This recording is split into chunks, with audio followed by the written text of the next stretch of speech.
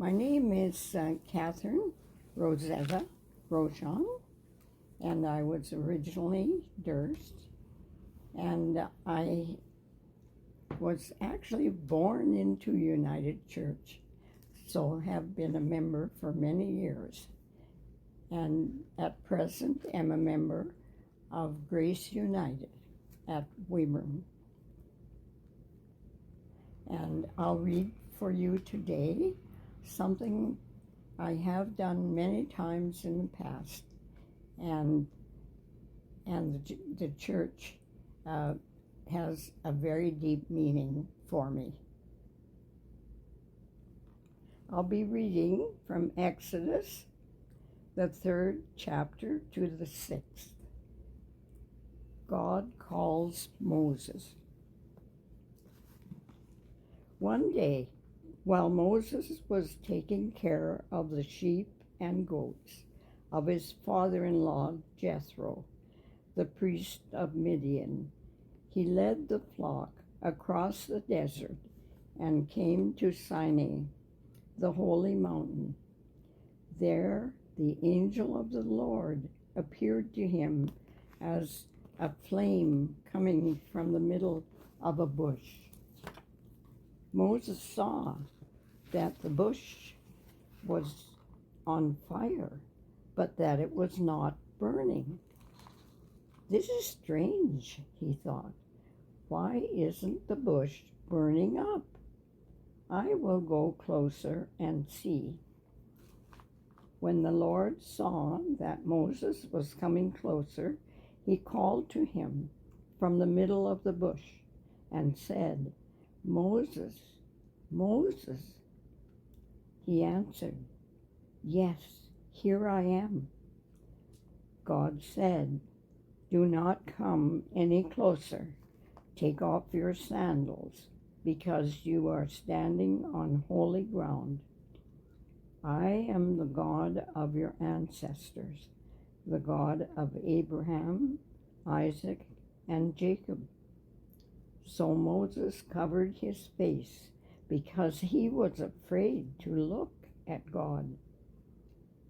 Then the Lord said, "I have seen how cruelly my people are being treated in Egypt.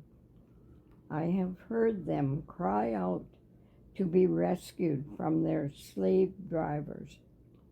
I know all about their sufferings, and so I have come down to rescue them from the Egyptians and to bring them out of Egypt to a fertile and spacious land, one which is rich and fertile, and in which the Canaanites, the Hittites, the Amorites, the Perizzites, the Hivites, and the Jebusites now live.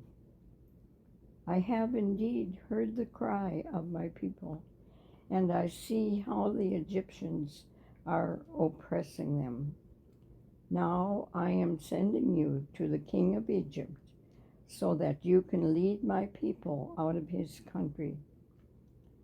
But Moses said to God, "I am nobody. How can I go to the king and bring the Israelites out of Egypt?" God answered, "I will be with you, and when you bring the people out of Egypt, you will worship me on this mountain. That will be the proof that I have sent you." But Moses replied, "When I go to the Israelites and say to them, 'The God of your ancestors sent me to you,' they will ask me, 'What is his name?' So what can I tell them?" God said, "I am who I am. You must tell them, 'The one who is called I Am has sent me to you.' Tell the Israelites that I, the Lord, the God of their ancestors, the God of Abraham, Isaac, and Jacob, have sent you to them. This is my name forever.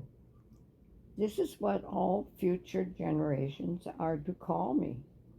Go and gather the leaders of Israel together and tell them that I, the Lord, the God of their ancestors, the God of Abraham, Isaac, and Jacob, appeared to you.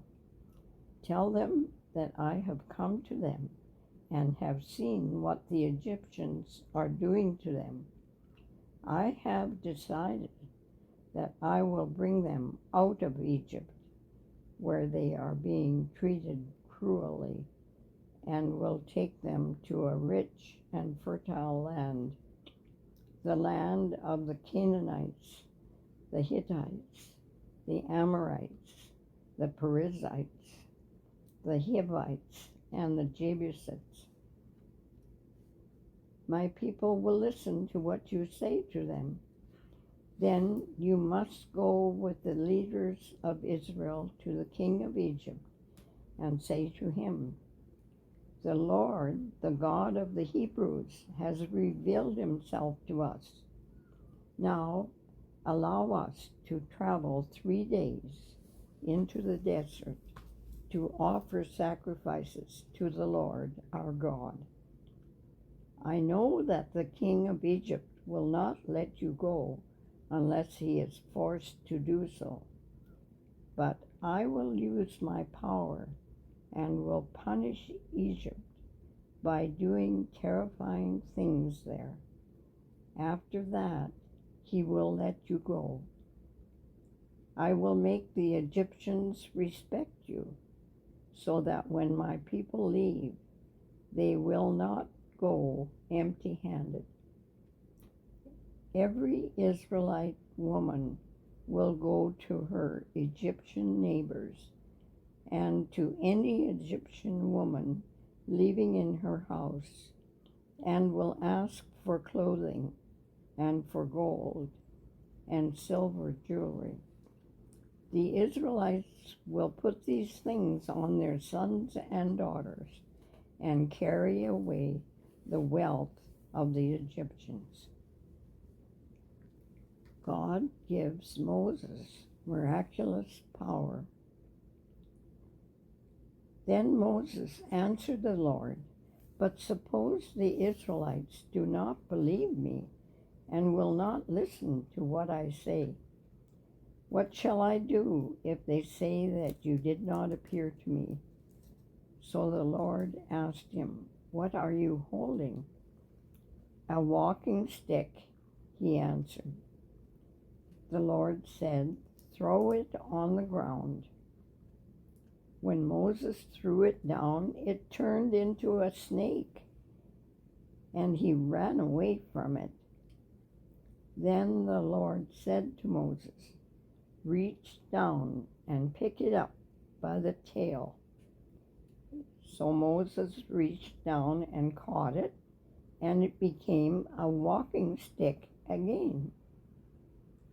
The Lord said, do this to prove to the Israelites that the Lord, the God of their ancestors, the God of Abraham, Isaac, and Jacob, has appeared to you. The Lord spoke to Moses again, put your hand inside your robe. Moses obeyed, and when he took his hand out, it was diseased, covered with white spots like snow. Then the Lord said, put your hand inside your robe again. He did so, and when he took it out this time, it was healthy, just like the rest of his body. The Lord said, if they will not believe you or be convinced by the first miracle, then this one will convince. Almighty God, but I did not make myself known to them by my holy name, the Lord. I also made my covenant with them, promising to give them the land of Canaan, the land in which they had lived as foreigners. Now I have heard the Egyptians have enslaved, and I have remembered my covenant. So tell the Israelites that I say to them, I am the Lord. I will rescue you and set you free from your slavery to the Egyptians. I will raise my mighty arm to bring terrible punishment upon them, and I will save you. I will make you my own people, and I will be your God. You will know that I am the Lord, your God, and when I set you free from slavery in Egypt, I will bring you to the land that I solemnly promised to give to Abraham, Isaac, and Jacob, and I will give it to you as your own possession. I am the Lord.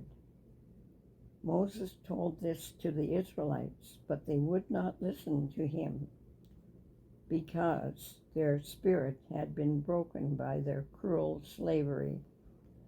Then the Lord said to Moses, Go and tell the king of Egypt that he must let the Israelites leave his land. But Moses replied, Even the Israelites will not listen to me, so why should the king? I am such a poor speaker. The Lord commanded Moses and Aaron, Tell the Israelites and the king of Egypt that I have ordered you to lead the Israelites out of Egypt. The family record of Moses and Aaron. Reuben, Jacob's firstborn, had 4 sons, Hanok, Palu, Hezron, and Carmi. They were the ancestors of the clans that bear their names. Simon had 6 sons, Jemuel, Jamin, Ohad, Jachin, Zohar, and Shaul, the son of a Canaanite woman. They were the ancestors of the clans that bear their names. Levi had 3 sons, Gershon,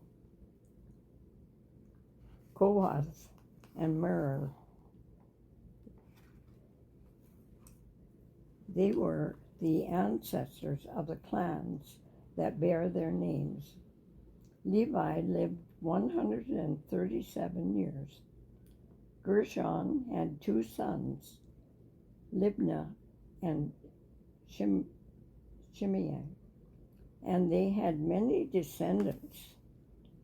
Kohath had 4 sons, Amram, Izhar, Hebron, and Uziel.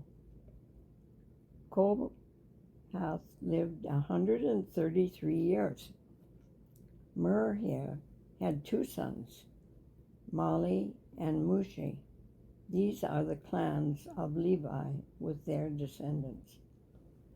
Amram married his father's sister, Jochebed, who bore him Aaron and Moses.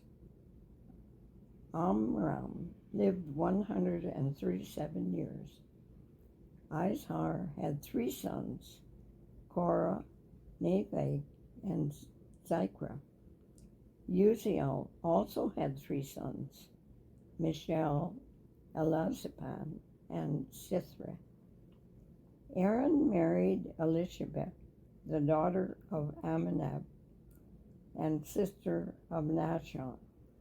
She bore him Nadab, Abihu, Eliezer, and Ithamar. Korah had 3 sons, Aser, Elkanah, and Abias. They were the ancestors of the divisions of the clan of Korah. Eleazar, Aaron's son, married one of Putiel's daughters, who bore him Phinehas. They were the heads of the families and the clans of the tribe of Levi.